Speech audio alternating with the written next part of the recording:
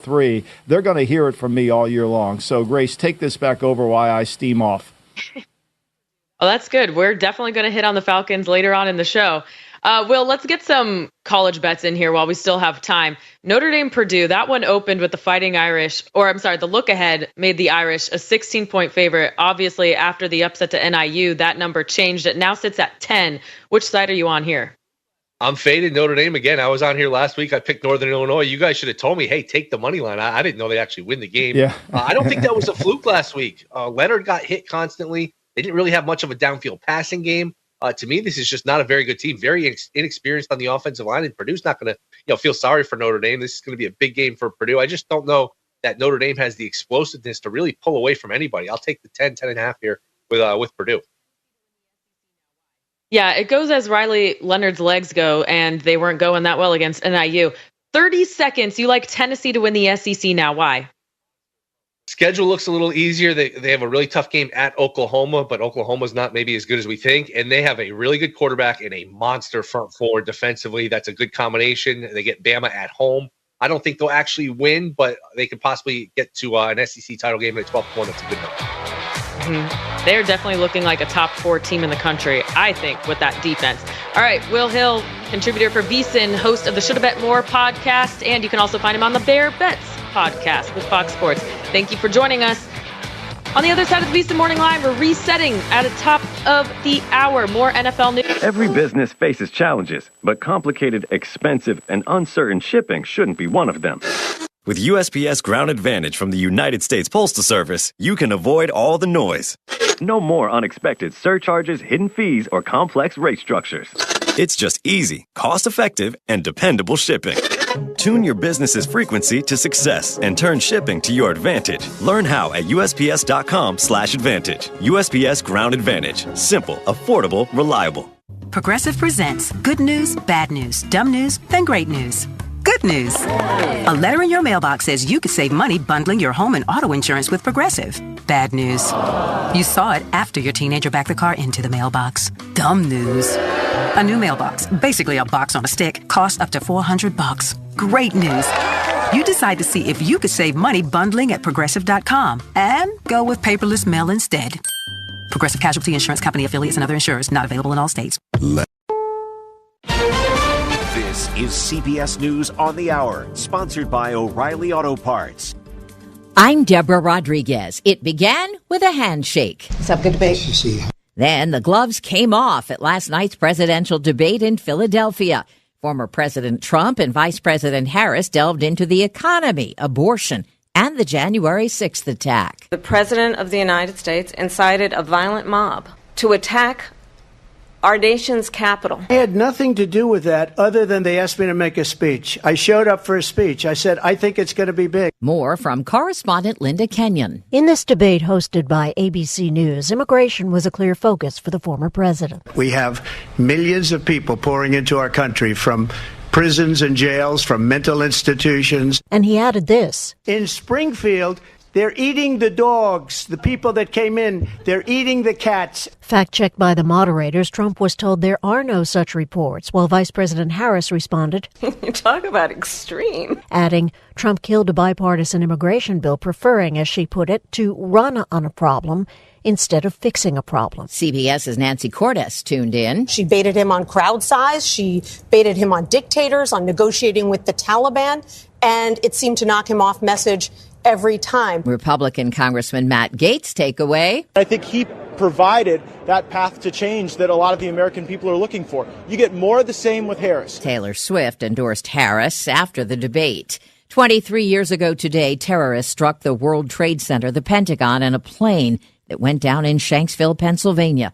Visitors from around the world have been gathering at the 9/11 Memorial in Lower Manhattan. It's really emotional to be here, actually. And just kind of throws you back to the day it happened. Hurricane Francine could power up to Category 2 strength with winds of up to 110 miles an hour before it makes landfall in Louisiana later today. WWL Radio's Chris Miller is in New Orleans. Know the risks for your area. Louisiana Governor Jeff Landry says the state's Office of Emergency Preparedness has been in contact with federal emergency officials and the National Hurricane Center, and they continue to hope for a storm that's not anywhere near the level of Hurricanes Laura and Ida. We don't want to downplay this event, but we also do not want people to panic. The Labor Department will release a report on consumer prices this morning that could help determine the size of interest rate cuts. CBS's Jill Schlesinger. The inflation rate is expected to drop to 2.6% year over year, but that's largely due to the price of gas, which is down substantially over the last month. National average today, $3.25. This is CBS.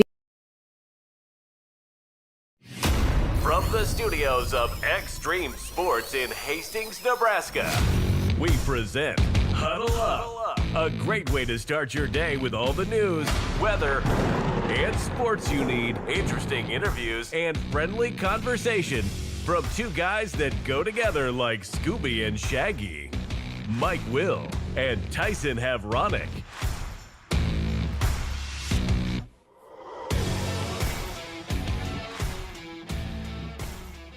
And good morning. Welcome to another edition of Huddle Up here on Extreme Sports, and welcome to a Wednesday, the 11th day of September for 2024. Off we go here this morning. Mike Will with Tyson Havronic, and welcome to a brand new morning, huh?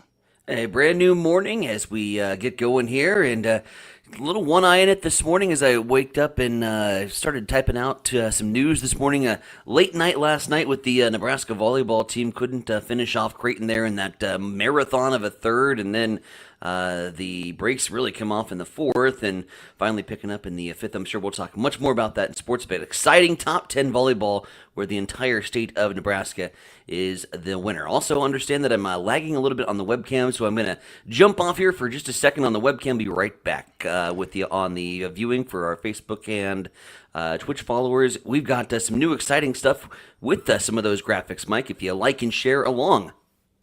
Yeah, if you like or share us on Facebook or anything else on social media, it kind of blows up our logo, and you'll see some nice effects. So definitely we want you to share us and follow our page, and we'll find out all kinds of stuff here on Huddle Up. Going to be talking some Husker football today. Marcus Satterfield, he's the offensive coordinator for the Huskers. He was before the news media yesterday. We'll hear some comments from him. We got a comment from John Cook coming up concerning Nebraska's volleyball game last night. Going to be talking some high school volleyball and softball here this morning. A lot of our area teams were in action yesterday.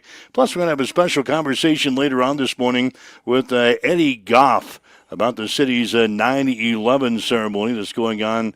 It gets underway at 10 o'clock this morning. We'll have complete details, and we'll talk with Eddie all coming up during Huddle Up on this busy Wednesday from Extreme Sports. Absolutely. Yeah, are you still playing? There we go. Let's just fix it to this webcam. So this switched cameras over here. All right, so I haven't quite got used to the I don't think the high definition camera can take the awesomeness of what I look like on a Wednesday morning. So we probably need to trash your computer because it's probably like a 2001 computer over there at your place. We probably need to trash that because the new cameras don't jive with your computer. Mine is looking good. Yeah, you look great. Good today. You look great, buddy. So anyway, you can watch us on cameras now and on Roku. If you got Roku TV, you can certainly watch us as we do our thing here on Huddle Up. So never thought I would hear the words from us uttering that. Hey, watch us on camera. We got into an industry to avoid the cameras, and now we're embracing it. And you know what? It's kind of fun. I love the interaction that we can do about 5 minutes before the show starts, and getting on the cameras, getting on the Facebook feed. Everything looks well. The IT department has done a really nice job with the show. From where we started 7 days ago to where we're at right now, 7 episodes in, this is going to be a lot of fun. So hello to social media land. Yeah, people can interact with us, too. You'll kind of monitor that throughout the morning, too. So, anyway, Nebraska volleyball last night beats Creighton, scores 25-19, 25-16, 31-33, 16-25, 15-10. Huskers now 6-1 on the season. The Blue Jays 5-1. That's the 23rd win in a row for Nebraska over Creighton in volleyball. So Huskers have had the Blue Jays number, but last night's match, an epic one at the Bob Devaney Sports Center, 31-33 in set number 3 last night, won by Creighton. So yeah, 23 straight wins against a program, and I tell you what, that was really one of those games where. Or matches, where you felt like the Huskers had that and were going to be kind of on cruise control to potentially a sweep against a top 10 team. Really came out aggressively on the first 2 sets and were attacking some of the Creighton weaknesses. Credit Creighton and their coaching staff and what they did. They made some serious adjustments in the 3rd and 4th sets, I thought, and then kind of put Nebraska on the ropes. But credit John Cook, who's been in those situations many a times, Mike, and found a way to get that victory in the 5th. And so the ladies were played with grit and they played with some determination and ended up picking up the W. So I guess you could call us state champs, huh? Beating the Creighton over in Omaha, another top 10 team, state champions once again, the Nebraska Cornhuskers. Is that why you're wearing your Husker red today? It is. Yes. Yep.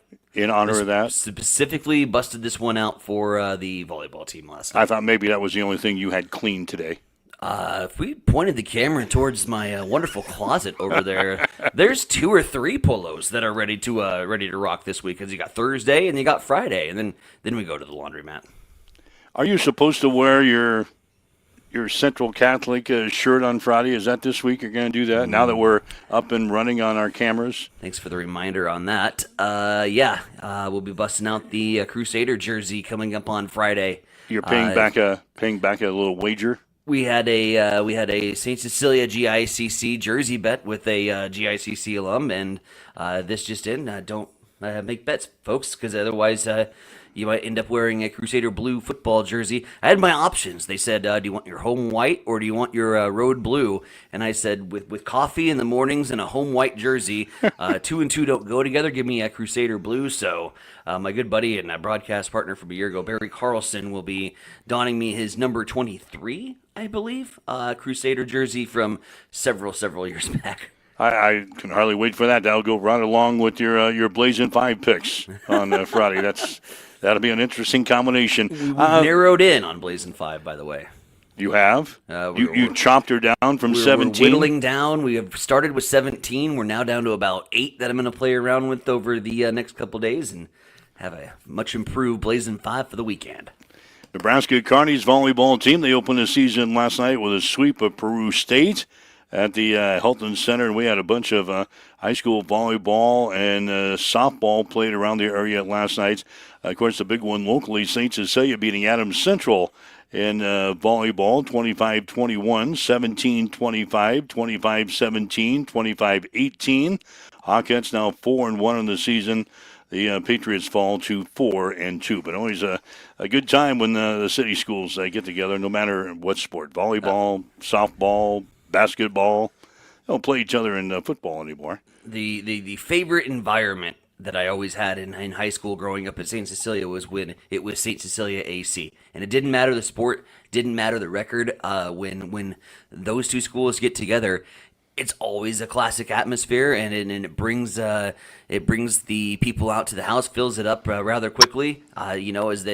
As they scrunch in there and pack them in at the Chapman Gymnasium or Patriot Gym over on the other side. Always a fun atmosphere when the Pats and the Blue Hawks get together, and of course now with Hastings High as well and some of the other sports. So classic city rivalries, and you're going to be talking all about that in local sports as well. 7:08 as you wake up and get going here this morning with us on Extreme Sports, the 11th day of September, National Make Your Bed Day today. So, a little chore there for your morning. National Make Your Bed Day today. Make sure the covers are pulled up at least. Yeah. It's also National Hot Cross Bun Day today. Pretty exciting day here. And I thought we had this yesterday, but it pops up on my social calendar again today, National Boss Employee Exchange Day. Didn't we talk about that yesterday? pretty sure that that one's in there twice. Maybe the boss, after the boss employee exchange day, decided that the boss was going to make another boss employee exchange day and put it on for the next couple of days. So I thought that was, I thought we talked about that yesterday. So evidently that pops up back-to-back days on the 10th and the 11th. So we hope you enjoy your day. Let's get a quick check on the news as we get started here on this Wednesday. It's time for a morning news update on Extreme Sports.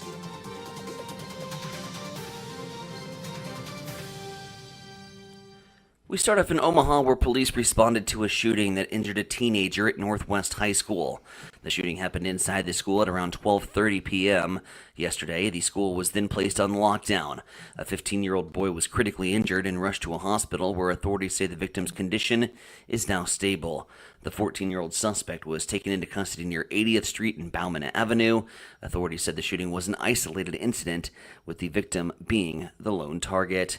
Meanwhile, the Hastings City Council has begun work on this year's budget, as earlier this week, council members heard comments from the public, as well as Hastings Assistant City Administrator Mark Funke, in place of City Administrator Sean Metcalf, who was placed on administrative leave last week.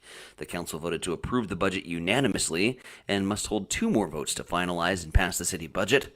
Funke said the city council plans to call another special session during the next city council work session to hold the second reading of said budget.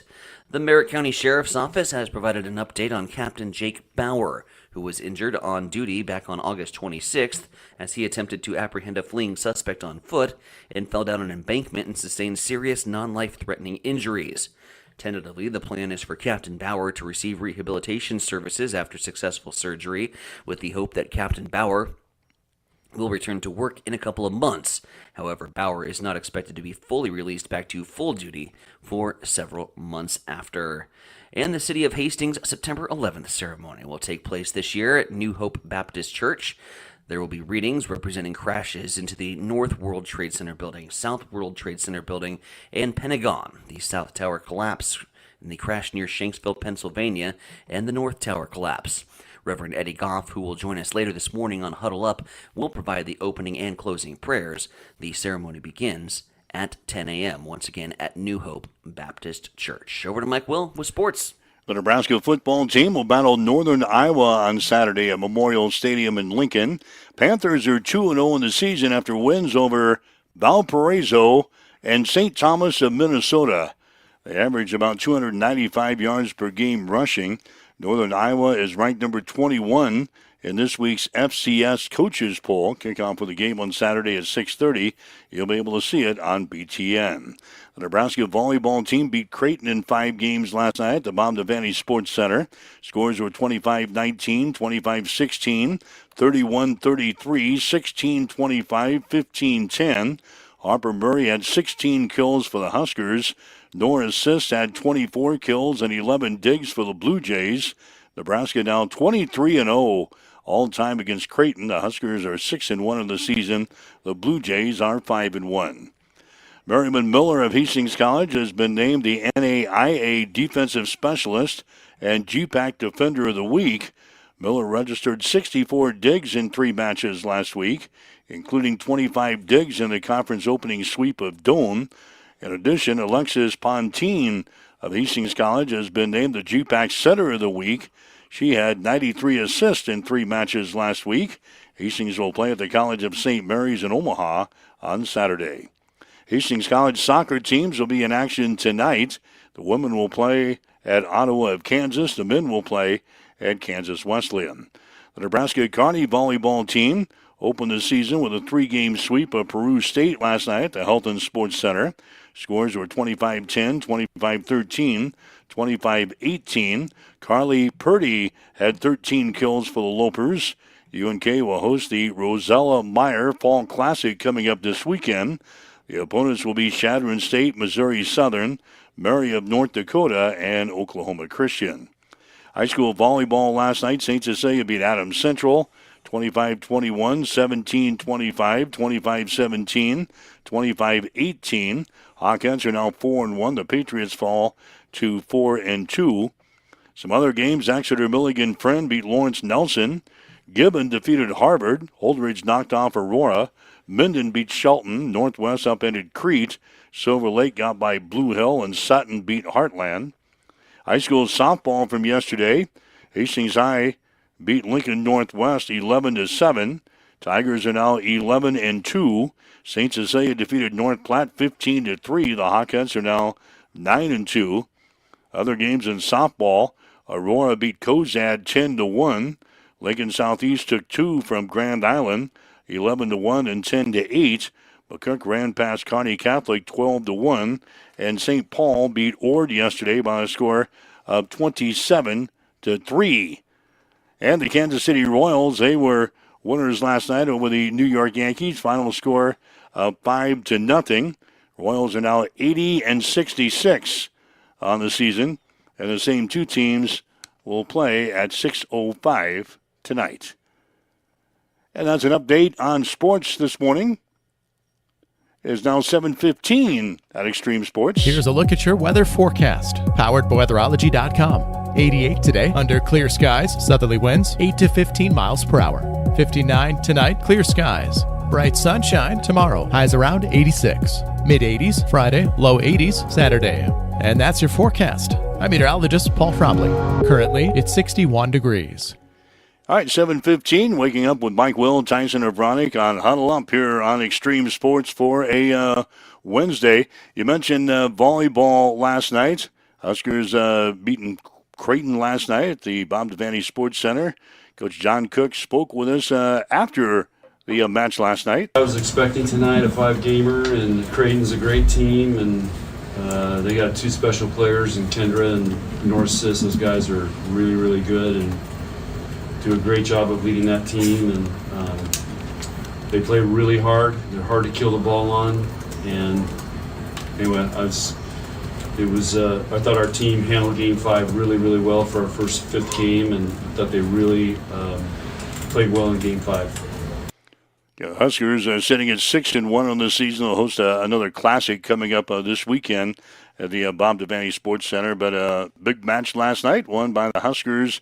Early season showdown with the Creighton Blue Jays, and the Huskers will roll on 6-1. The Blue Jays are now 5-1 on the season. So big match last night. Big match. Are you with me? My agent. What are you talking about? I am looking at the Extreme Sports comment section. It says, Tyson, are you talking to your agent? I don't know if we are. What are we negotiating, a contract or negotiating a better camera? I don't know. I'm not sure what that all means. But hello to Jimmy Purcell as well. Jimmy Purcell watching alongside the Huddle Up this morning. So got that going on. Just checking out the feed here on the old comment section. Again, like us and follow us wherever you have us on social media. I think our IT guy just likes to watch our little logo thing blow up. And there's kind of some neat things that go on when you like us or tweet us or whatever you do on the social media. I think he just likes to sit home and he watches all of his little graphics that go off each and every morning. I think so too. Yeah, the Extreme Sports logo that you see there on the bottom right side, if you are watching along on the Roku channel or Facebook Live, if you like or follow us, that baby will do some nice little graphics. So make sure you're liking and following along here as well. What does it mean by my agent? Huh. What does your agent want? Doesn't he know you have something going on between 7 and 8 now? Who is my agent? Are you my agent? I'm not your agent. Huh. Anyway. I need to get an agent. The Nebraska football team will battle Northern Iowa on Saturday at Memorial Stadium. The Panthers are a FCS opponent, so this is like the next tier down from where we play. They're 2-0 in the season. They beat Valparaiso in their opening game, had to come back last week to beat St. Thomas of Minnesota. I assume that they play nowhere near a stadium that they're going to see on Saturday at Memorial Stadium. It might be slightly larger than Hastings College or I was maybe UNK. going to say maybe Seacrest Field. Yeah. might hold 10, 12,000. Anyway, they average 295 yards per game rushing. Northern Iowa is ranked number 21 in this week's FCS coaches poll. Marcus Satterfield, the offensive coordinator for the Huskers, he was before the media yesterday in Lincoln. And for the most part, Marcus says he was happy with the offense from Saturday's ball game against Colorado, but obviously they need some work. It was good to get off to a fast start. I love the way that we executed the opening script. We continually played physical and played hard with good effort in the first half. We didn't execute at a high level, and ended the half again for 2 weeks in a row with a 2-minute situation where we scored a touchdown. So very pleased with the start, very pleased with the 2-minute situation before the half. We have to continue to prove, as Coach would say, to develop our competitive stamina and not relax when we're up 28-0. And the coach says they need to eliminate mistakes, especially what we saw in the second half of that ball game against the Buffs. They were penalties. It was, we have to coach the technique better, and we have to demand the technique better as coaches. That can't happen. I mean, that was 176 yards, I think, of offense and a touchdown that were called back. So that was critical, and starts with us as coaches. Had a lot of talk here the past couple of days about the Huskers needing to do a better job of blocking on the perimeter. Just the technique, where our hands are outside, we're holding, we're not moving our feet. It's a commitment to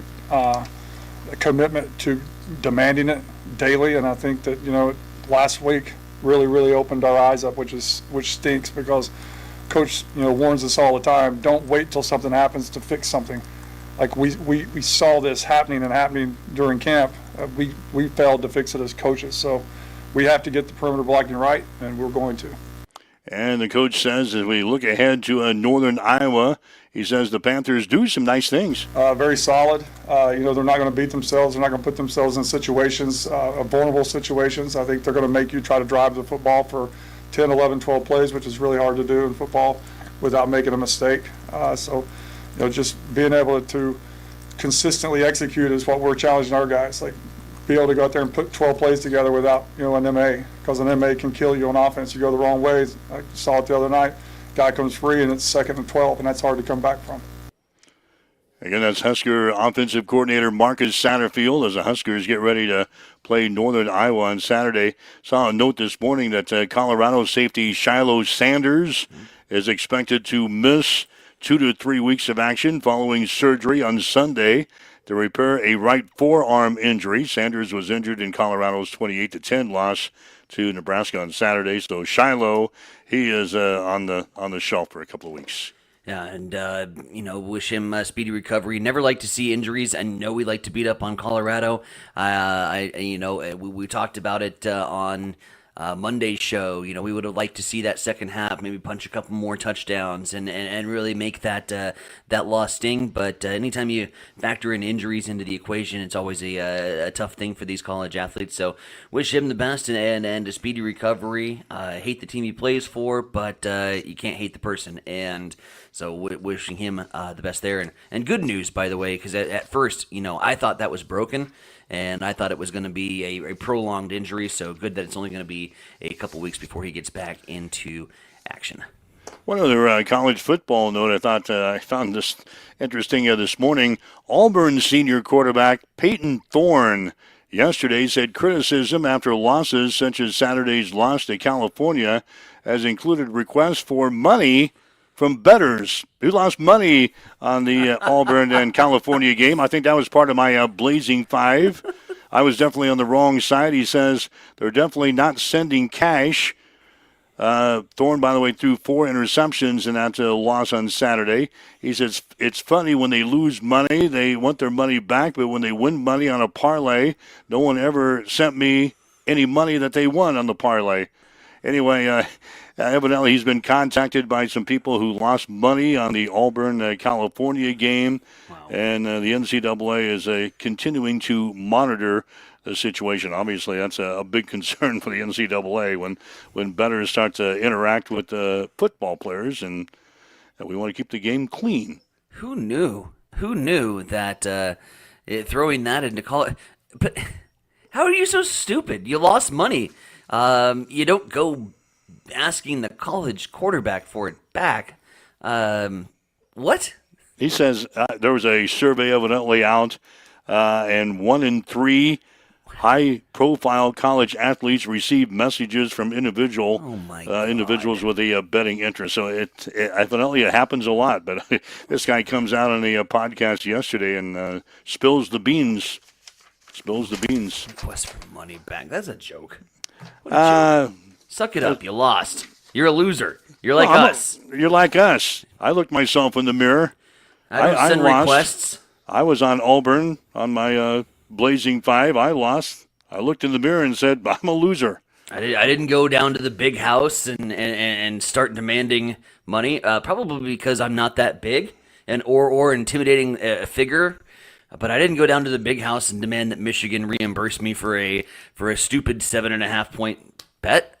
Be smarter. Be smarter. You know what? It's probably not going to be our last loss of the season.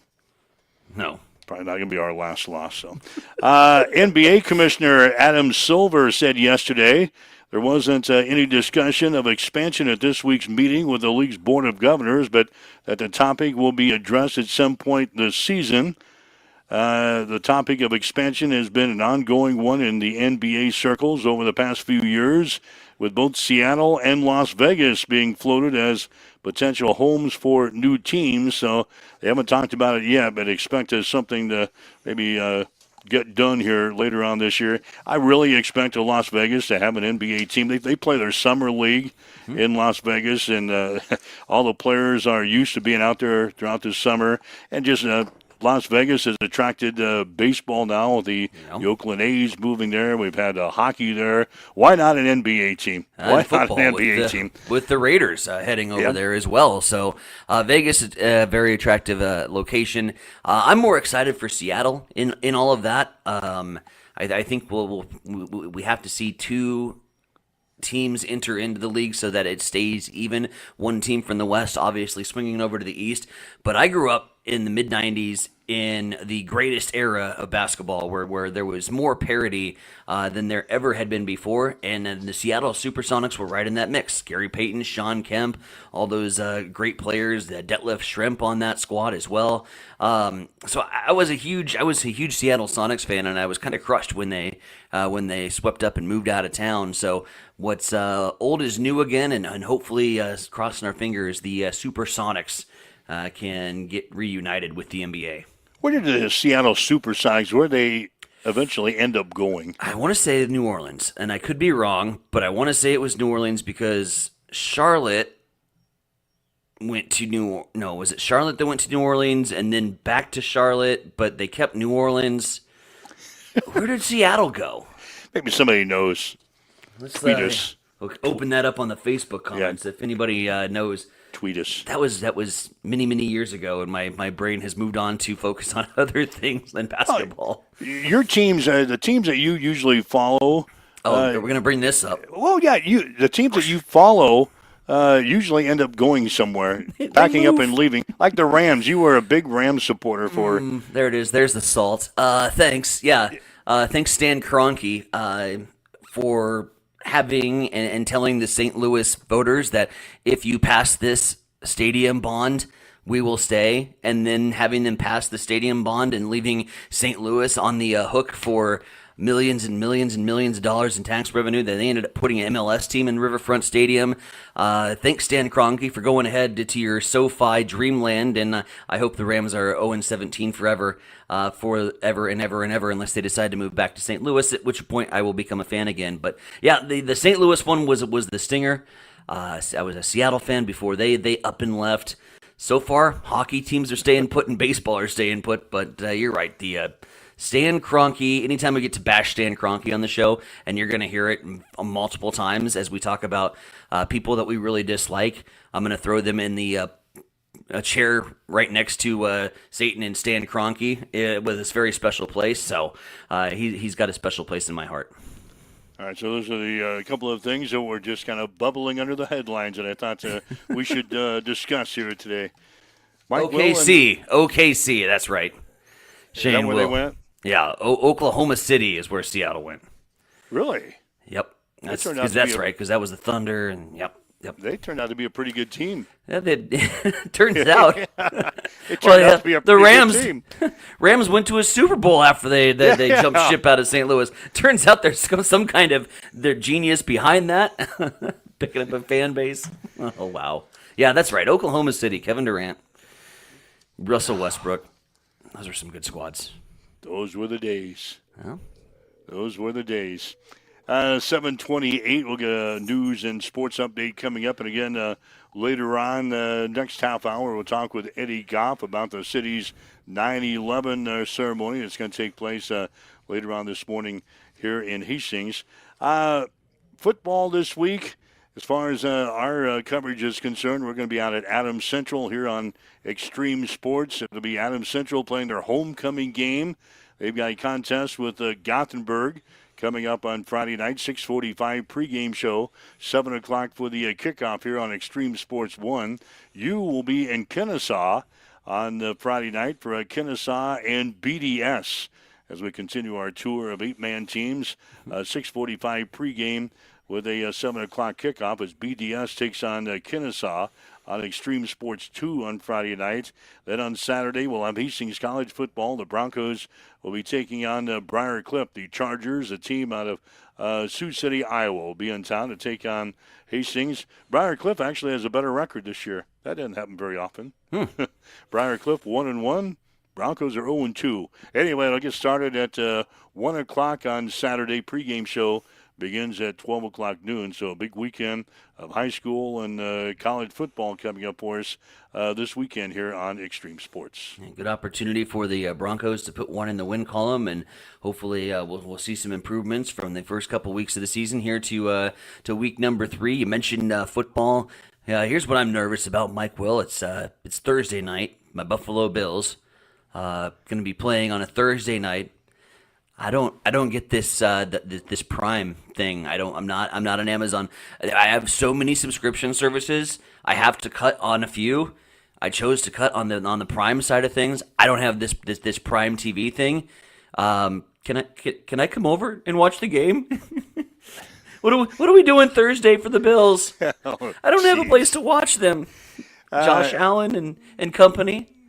I hate it. I hate this moving over to, and I understand it, but you have to pick and choose. You can't buy everything. And I forgot, I heard a story at the beginning of the football season. If you wanted to watch every single game of the NFL this year and the amount of money you would have to spend on all these different streaming services, it was just ungodly. An ungodly amount of money to watch every single game because, Thursday night is on Amazon Prime. I happen to have it because I use Amazon Prime for shipping, and that's just part of the package. You get the channel as well. So I have it, but that's one of the very few I have. I don't know if I have Peacock. I don't know if I have Peacock. I'll have Peacock to look. or what's the other one that they've got? The Universal one from Paramount Plus. I don't think there's any NFL games. I think when it comes like Christmas time, I think those games are on some different channels that not everybody's going to have. Mm-hmm. Everybody's going to probably think, I'm going to sit down here at Christmas dinner, watch some good NFL football. And they're going to say, what channel is this on? What channel is this? What? Hey, Mary, do we have that on our channel? No, we don't. Oh, it's just another $9 a month. What the hell? Add it to the tab. Well, a lot of times people will do that. They'll subscribe for a month and then they'll immediately cancel. Mm-hmm. That's not uncommon. Nope. So, I always have to check in on if you got something planned, if you want to follow your favorite team, definitely check in because a lot of those games are always on some weird streaming service. That's the way things are going. Thursday night football. So Tyson's looking for maybe a gathering. Place to watch the game. It's what to watch. What are we going to do if he's not on? Oh, I'm just going to have to, I'm going to cheer. I'll obviously be by myself cheering for the Bills, but no Bills fans to surround myself, no place to watch. Do you have any friends like in the city that also cheer for the Buffalo Bills? You know what? Yes. And it's bizarre. We mentioned it last Friday on the broadcast. Trent Ockengay himself is a Bills fan. We had 2 Bills fans in the same broadcast booth. Why don't you go down? He's probably got it. Many moons ago from many miles, removed from Buffalo, all of a sudden here in Blue Hill, Nebraska, are two Bills fans in the same broadcast booth. He's probably got it. I could jaunt over to Blue Hill. Yeah, he's probably got it. He's a roller. I'll make a little road trip. Yeah, he's a roller. He's probably got all those subscriptions. He's got a what was the comment earlier this morning? An agent. He's probably got a better agent than I do. Yeah, he's got an agent. He's a roller. He's got all the channels for NFL football. Just go over to his house. There you go. Probably got some beer in the refrigerator too. Probably get some beer in the refrigerator. I think I owe him some. All right, 7:34. Let's get a quick news update for us this morning here on Extreme Sports. This is CBS News on the Hour, sponsored by O'Reilly Auto Parts. I'm Deborah Rodriguez. It began with a handshake. What's up? Good debate. Then the gloves came off at last night's presidential debate in Philadelphia. Former President Trump and Vice President Harris delved into the economy, abortion, and the January 6th attack. The President of the United States incited a violent mob to attack our nation's capital. I had nothing to do with that other than they asked me to make a speech. I showed up for a speech. I said, I think it's going to be big. More from correspondent Linda Kenyon. In this debate hosted by ABC News, immigration was a clear focus for the former president. We have millions of people pouring into our country from prisons and jails, from mental institutions. And he added this. In Springfield, they're eating the dogs. The people that came in, they're eating the cats. Fact checked by the moderators, Trump was told there are no such reports, while Vice President Harris responded, You talk about extreme. Adding, Trump killed a bipartisan immigration bill, preferring, as she put it, to run on a problem instead of fixing a problem. CBS's Nancy Cordes tuned in. She baited him on crowd size. She baited him on dictators, on negotiating with the Taliban, and it seemed to knock him off message every time. Republican Congressman Matt Gaetz' takeaway. I think he provided that path to change that a lot of the American people are looking for. You get more of the same with Harris. Taylor Swift endorsed Harris after the debate. 23 years ago today, terrorists struck the World Trade Center, the Pentagon, and a plane that went down in Shanksville, Pennsylvania. Visitors from around the world have been gathering at the 9/11 Memorial in Lower Manhattan. It's really emotional to be here, actually. And Just kind of throws you back to the day it happened. Hurricane Francine could power up to Category 2 strength with winds of up to 110 miles an hour before it makes landfall in Louisiana later today. WWL Radio's Chris Miller is in New Orleans. Know the risks for your area. Louisiana Governor Jeff Landry says the state's Office of Emergency Preparedness has been in contact with federal emergency officials and the National Hurricane Center, and they continue to hope for a storm that's not anywhere near the level of Hurricanes Laura and Ida. We don't want to downplay this event, but we also do not want people to panic. The Labor Department will release a report on consumer prices this morning that could help determine the size of interest rate cuts. CBS's Jill Schlesinger. The inflation rate is expected to drop to 2.6% year over year, but that's largely due to the price of gas, which is down substantially over the last month. National average today, $3.25. This is CBS.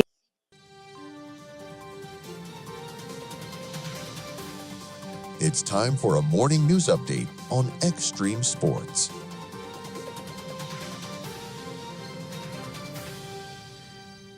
We started in Omaha this morning where police responded to a shooting that injured a teenager at Northwest High School yesterday. The shooting happened inside the school at around 12:30. The school was placed on lockdown. A 15-year-old boy critically injured and rushed to a hospital. Authorities say the victim's condition is now stable. The 14-year-old suspect was taken into custody near 80th and Bauman Avenue.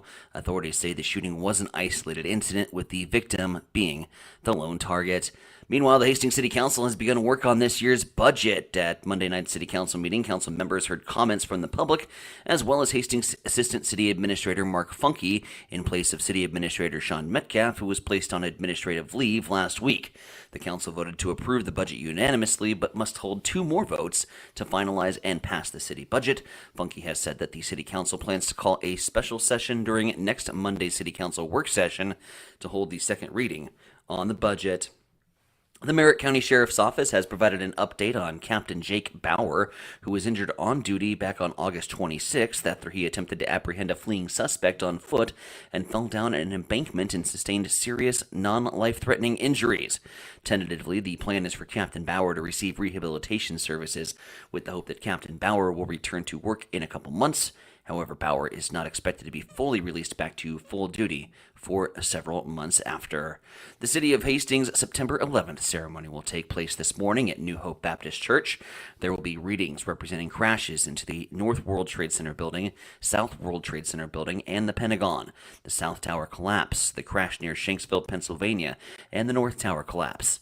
Reverend Eddie Goff, who will join us later this morning on Huddle Up, will provide the opening and closing prayers.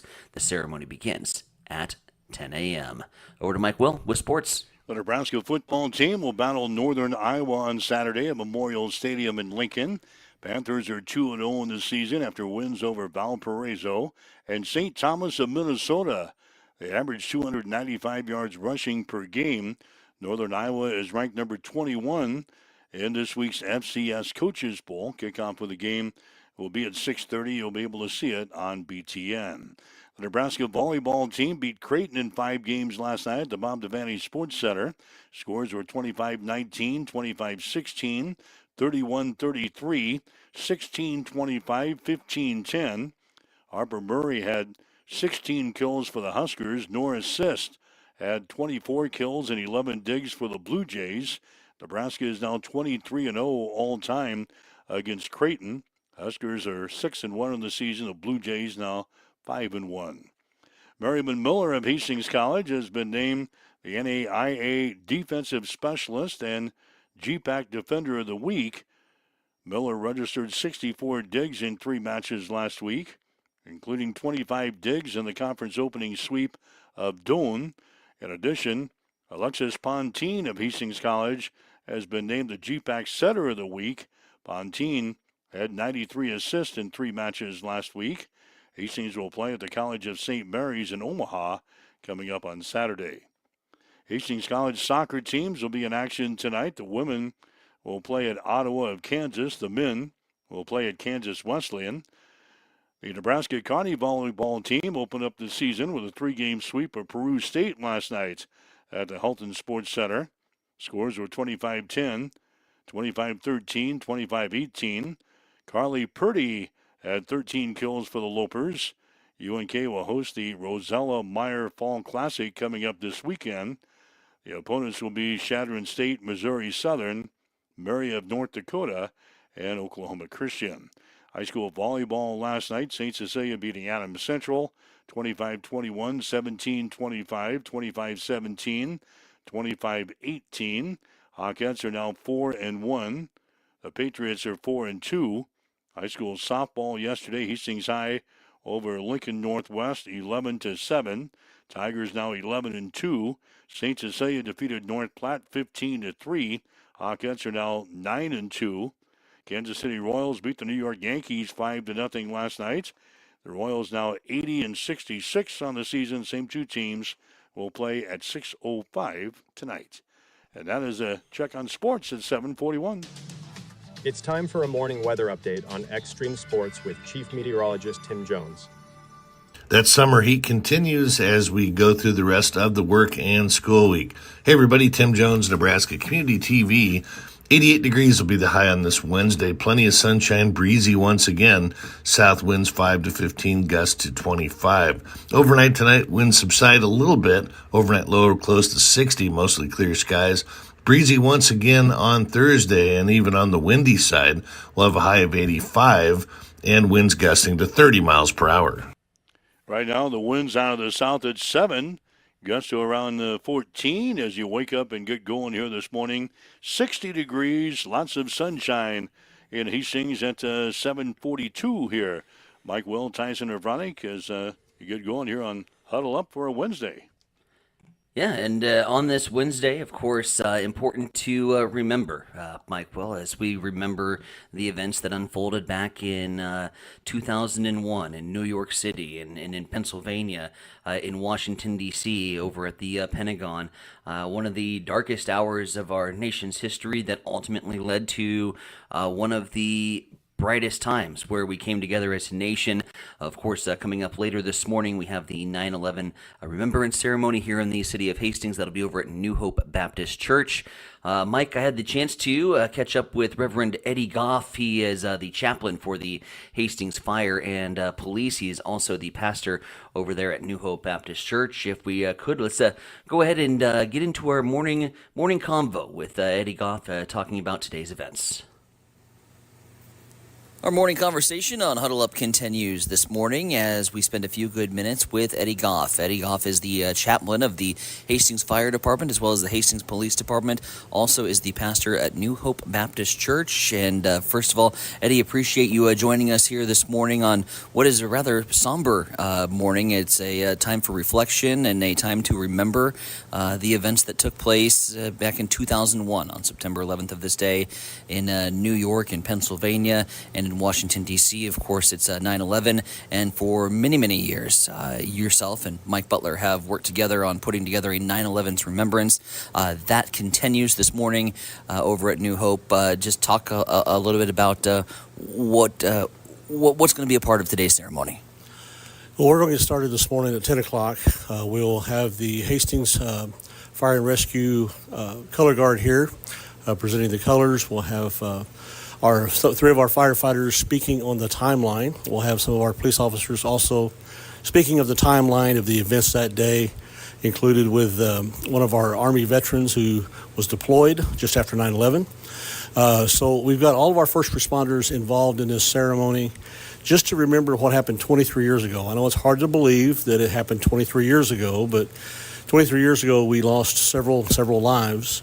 And we want to remember those lives, but we want to remember also today our first responders that are still putting their life on the line. You know, our firefighters, our EMS, our police officers, every day are keeping Hastings community safe. And that's what we want to do with our ceremony. So we want to invite the public today to come out and share this ceremony with us today. From your role as chaplain over the years, and I've discussed this with firefighters, with first responders, with police officers, there's a brotherhood that goes along with being involved in that particular line of work. And whether you're in New York City, Washington, D.C., or all the way out here in our nation's heartland in Hastings, Nebraska, they carry that weight. They carry the effects from that day. From your standpoint as chaplain, talk a little bit about those moments and how you have helped guide our first responders and helped heal them inside. You know, every traumatic incident always brings you back to a previous traumatic incident. So every fire that I go out with our firefighters, it always brings up those past fires, all those incidences in the past. So we're able to sit and we're able to talk. I'm able to give them some help with their family, guide them along. The same with our police officers as they come through a traumatic event. You know, just able to sit with them, enjoy a donut, and have some time to reflect on going forward. Also, what can we do to keep that mental health healthy? I know many of the ways that we help remember this particular day, and again, on a somber occasion, is just kind of reliving our stories, where we were, what we were going through. Talk about your 9/11 experience, Eddie, and what you were going through that day. I remember that morning very well, sitting, having a cup of coffee with my wife and my mother-in-law in Rush Springs, Oklahoma.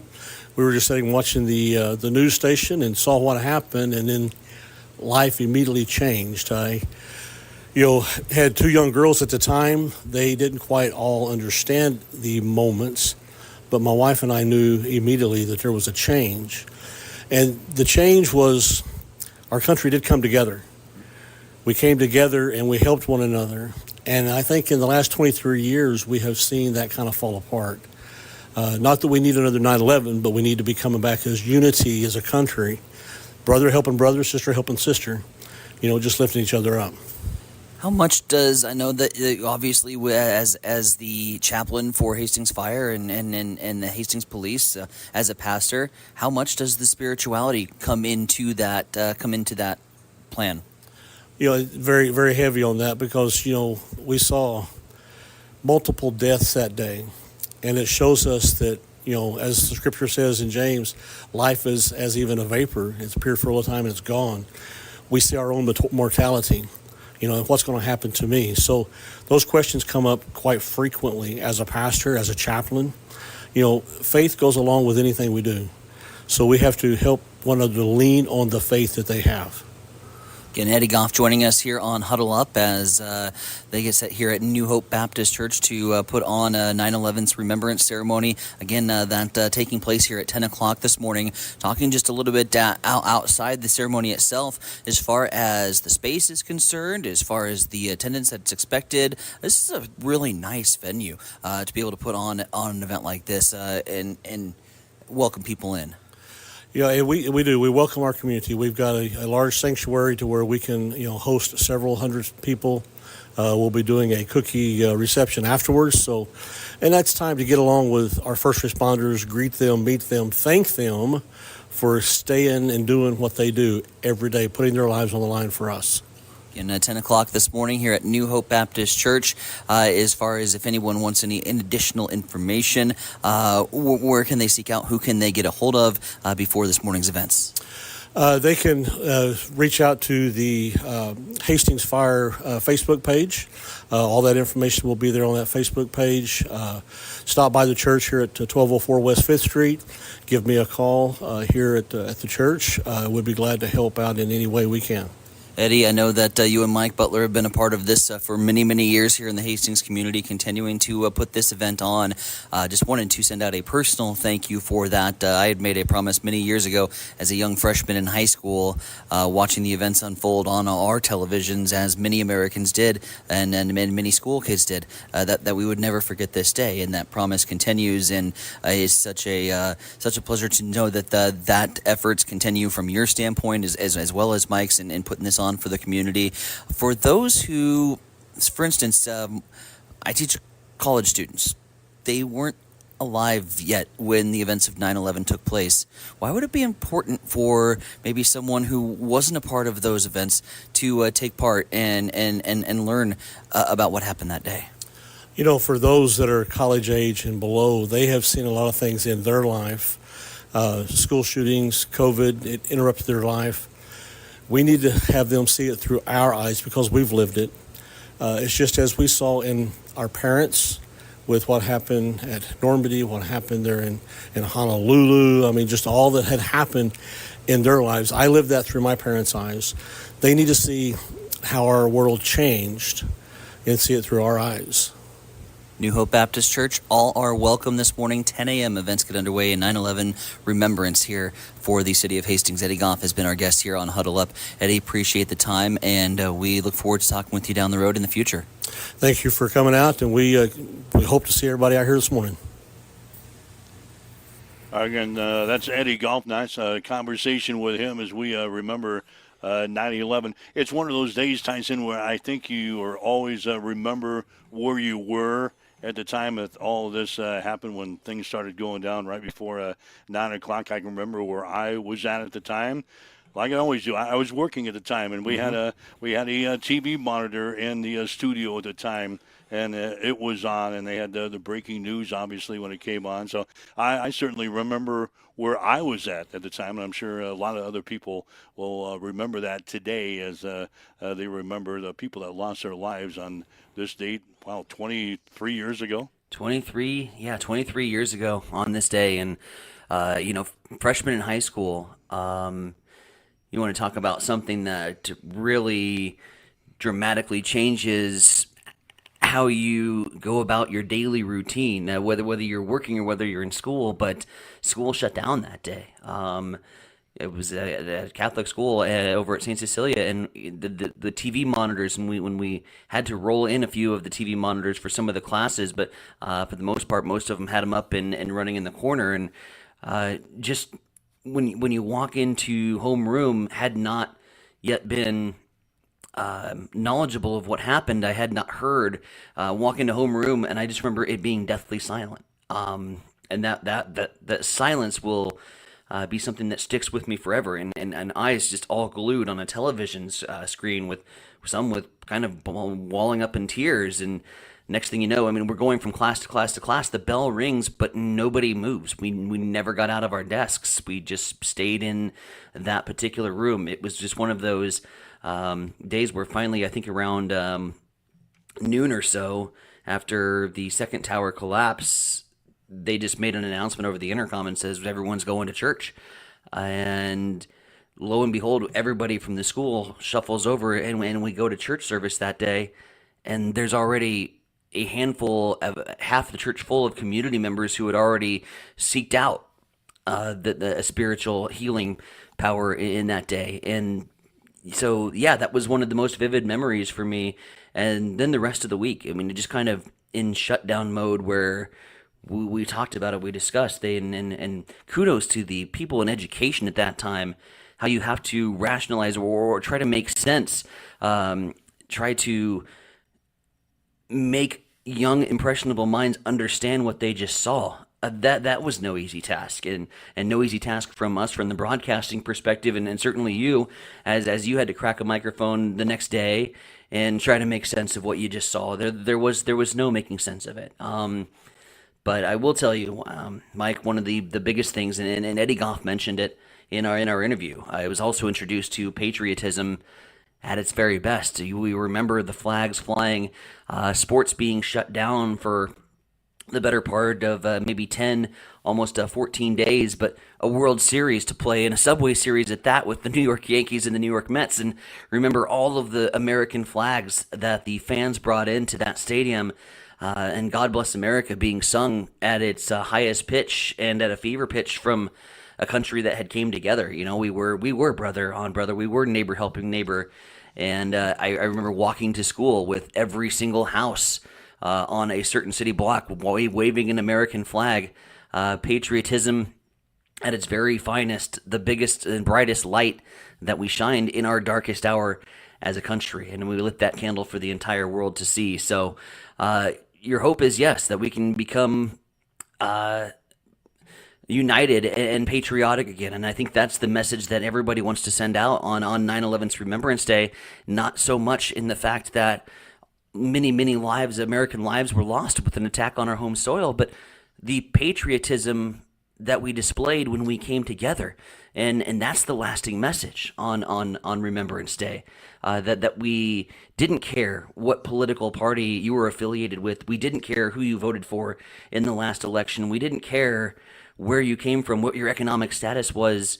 You were an American just like us. So our hope is, obviously, if we can do this for one day, you can do it for a week, you can do it for a year, we can become united again. We've done it before. All right, some good stuff there. Just remember this day as you get through your busy day here today. 7:56 as you wake up with Mike and Tyson. This is Huddle Up on Extreme Sports. Certainly we're not a news station, and we don't act like a news station, Tyson, but occasionally even the sports stations, we need to sit back and remember events such as this. Yeah, and you know, just like I said, a good time to pause and to reflect, and you know, your opportunity, and I'm sure sports took a back seat that day for you, and you know, your life essentially revolves around sports, and it has for the better part of a 30+ year broadcasting career, and at times that sport, that athletic competition, that event, in the grand scheme of the bigger picture is very, very small. And you know, that's where we were at 23 years ago. And I can't imagine that, you know, from your standpoint, that you were able to carry on as normal. And when sports aren't happening and it's about coming together as a country, you know, that had to be difficult from your standpoint, just trying to do your profession. No doubt. Like I said, there was not much going on during that time. Kind of like COVID. Yeah. When COVID hit, and the sports world kind of shut down. It's not a similar thing, but kind of a similar thing. But yeah, sports shut down and was not a whole lot going on. So, all right, 7:58. as you get out the door here this morning. That's boy, we were heavy today, weren't we? We were heavy today. Heavy with lots of information and lots of interviews. Great guests upcoming. Of course, coming up tomorrow. Really looking forward to lightening things up a little bit with the Sounds of Summer concert series. One of my good buddies, Rascal Martinez, got a chance to meet him when he played up in Grand Island several years ago, and he is a mainstay in this Tri-City area. He brings a following. He's going to be playing downtown Hastings tomorrow, right in front of the Fromm Bar. So tomorrow morning, going to be getting some more intel and info on that show and how you can get in on what should be a fun night downtown. Of course, so you mentioned our broadcast schedule, Friday Night Lights on high school football with Adam Central Gothenburg, with Kennesaw and BDS, and we've got the Hastings College Broncos looking to put one in the win column. We're up and running on Facebook. We've got viewers, we've got comments, we have got the Extreme Sports logo doing a little sizzle. Lots have been put together here in a very short amount of time, and we're only going to get bigger and better. I think I mentioned yesterday, last week we took the vet out of the garage, so to speak, to make sure it is all tuned up and ready to go. Now we're cruising down Burlington and waving at everybody and want to get people to check it out and see what we're all about. As mentioned, you brought it up. Sports is in our name. Sports is going to be a good majority of what we cover on most days, but we also want to be local. We want to be in the community and sharing some of the fun things that are happening. We don't want to sit here and look in the comment section of, oh, there's nothing to do, or I had no idea that was going on, or nobody told me about that. We want to be that local voice for you too, because this just in, we're two guys that have been in this Hastings community for a very long time, two guys that are very passionate about this Hastings community, and two guys that are extremely excited to share its story along with our Extreme Sports that we do. So tell your friends and tell your family, tell your neighbors how they can listen to us on Extreme Sports. So many ways now to listen to us on Extreme Sports. You can go online and grab us on the website at x-streamsports.com. Listen to us on your smartphone with our free mobile app. You can listen to us as well as with your Alexa speaker. A lot of you have that in your household. You can listen to us on Roku. And now you can listen to us on Facebook, especially during our morning show. So there's a lot of ways to listen to us here on Huddle Up each and every day. We do this from 7 until 8 o'clock until they jerk our contracts away again and boot us out the door, which has happened before. You and I were together before, and they booted us out the door. I still need to find my agent. I'm going to spend the rest of the show. We had a comment right out of the gates. Did you talk to your agent? I'm not quite sure what they were referring to, so I'm going to go on a hunt for an agent, and we'll see if we can't. Are you already trying to renegotiate your contract you have with us here at Extreme Sports? It would be a 10-day short-term contract. If so, I don't quite know what the particulars. I didn't read the fine line. I was just kind of told to scroll through and hit the accept terms and conditions button on the old contract. So we'll see what that's all referring to. Maybe Jim Purcell could be my agent. There you go. I'll bring Jimmy to our next contract negotiation meeting. But that's not happening for a while, Mike, because I tell you what, I'm having a lot of fun doing what we're doing right here and now with Extreme, and don't plan on going anywhere anytime soon, bud. All right, it's just past 8 o'clock. Have yourself a great day. We'll do it again tomorrow morning at 7. Have yourself a great day. You've been listening to Huddle Up